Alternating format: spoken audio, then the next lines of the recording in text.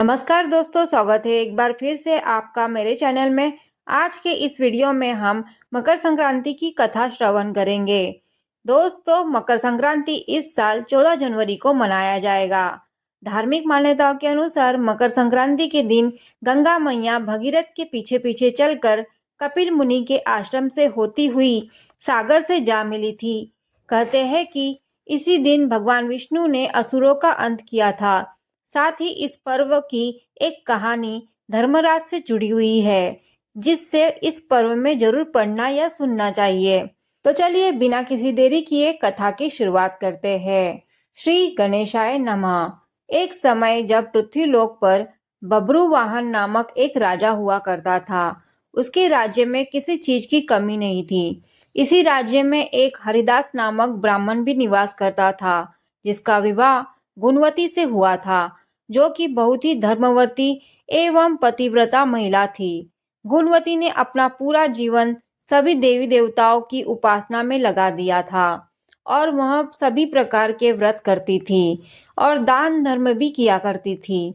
इसके अलावा अतिथि सेवा को वह अपना धर्म मानती थी। ऐसे ही ईश्वर की उपासना करते हुए वह वृद्ध हो गई। जब उसकी मृत्यु हुई तो धर्मराज के दूत उसे अपने साथ धर्मराजपुर ले गए। यमलोक में एक सुंदर सिंहासन पर धर्मराज विराजमान थे और उनके पास ही चित्रगुप्त भी बैठे थे। चित्रगुप्त जब धर्मराज को प्राणियों का लेखा जोखा सुना रहे थे, तभी यमदूत गुणवती को लेकर पहुंचे। गुणवती यमराज को देखकर थोड़ी भयभीत हुई और मुंह नीचे करके खड़ी हो गई। फिर चित्रगुप्त ने गुणवती को ब्यौरा निकाला और उसके बारे में धर्मराज को बताया। धर्मराज ने गुणवती का पूरा ब्यौरा देखा और वे प्रसन्न हुए, लेकिन फिर भी उनके मुख पर थोड़ी सी उदासी भी छाई हुई थी। यह देखकर गुणवती ने पूछा, हे प्रभु, मैंने तो अपने सारे जीवन काल में सारे सत्कर्म ही किए, फिर भी आपके मुख पर उदासी छाई है, इसका कारण क्या है? प्रभु, मुझसे क्या भूल हुई है? धर्मराज ने कहा, हे देवी, तुमने सभी देवी देवताओं के व्रत किए हैं, उपासना की है, लेकिन कभी भी तुमने मेरे नाम से कुछ पूजा या पाठ का दान नहीं किया।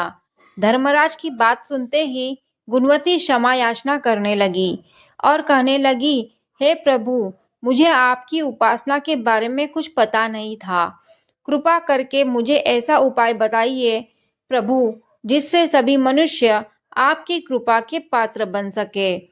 मैं आपके मुख से आपकी भक्ति का मार्ग सुनना चाहती हूँ और मेरी कामना है कि मृत्यु लोक पर वापस जाकर मैं आपकी भक्ति करूँ और सभी लोगों को इसके बारे में बताऊँ।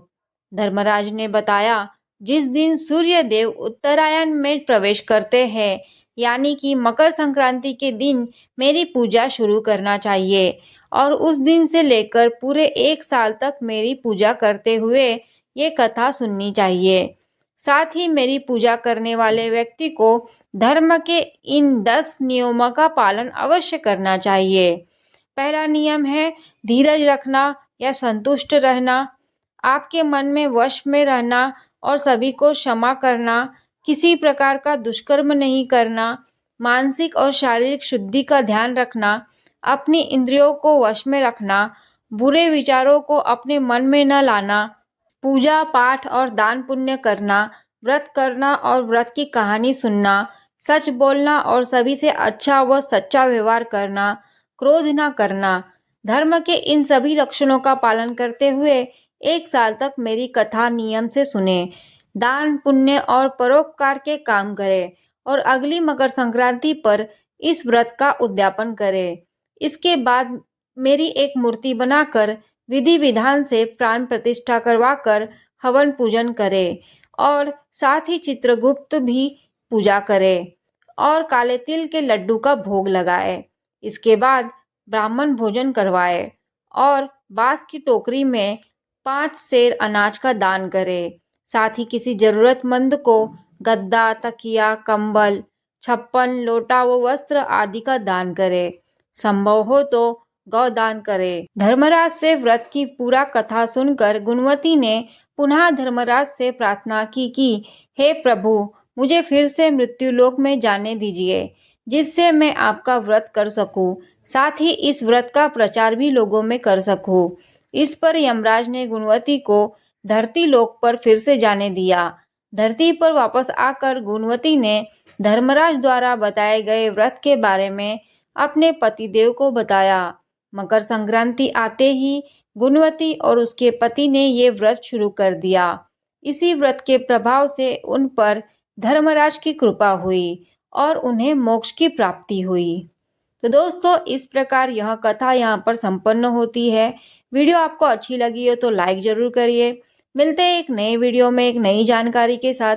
राधे राधे।